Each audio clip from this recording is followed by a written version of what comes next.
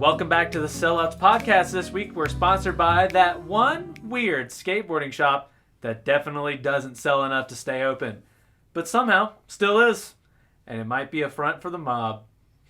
This week we have a returning guest to our show from the church you grew up at, the youth pastor who wasn't always a Christian. Thanks for coming. No, thank you, man. Thank you so much for having me today. I just can't tell you how grateful I am to be here in this chair right now. I am just so amped for this. Well, thanks for making it today. I understand you guys got a few pretty fun events coming up you wanted to tell our listeners about. That is correct, Bill. But, before I do the announcements for Junior Serge, I just wanted to give you this coupon to my wife's hair salon that she just opened. That's really great. Thanks for that, I think. Yeah, no, she's amazing, man. She works 55 hours a week on her feet and still keeps the house clean, packs my lunch, and has dinner on the table ready for me when I come home. I'm sure you chip in a bit where you can, though, right? That's funny, man. So do you want to talk about your events coming up?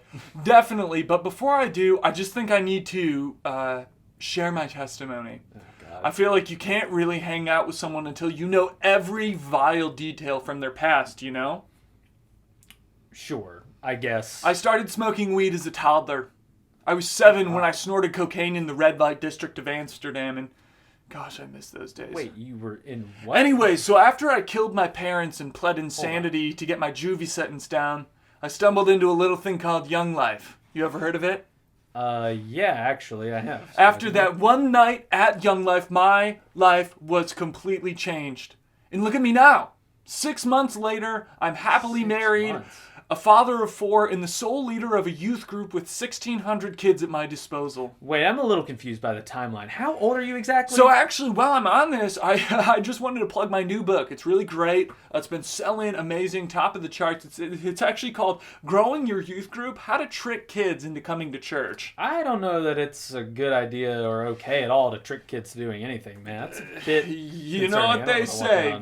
It's only a cult if you can't leave. All right, this interview is over. You're officially creeping me out. No, I don't think that's a good idea, Bill. Wait, why are all of my doorknobs gone? Chuck, what's going on? Let me out of the studio. This isn't cool. You can't leave until you bring at least one friend, and you don't get pizza until you bring 2 friends. But that doesn't even make sense. What? It's time for tithes and offerings. Here, man, just take my wallet. No, I don't want your money.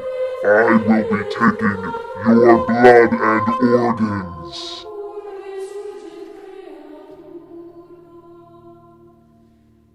This week's episode of the Sellouts podcast is sponsored by Trickle Down Economics. Ever run out of things to talk about with your uncle that loves Reagan? Bring up how Trickle Down Economics don't work, and you'll have a conversation to remember. Trickle Down Economics. See you next time, Sellies.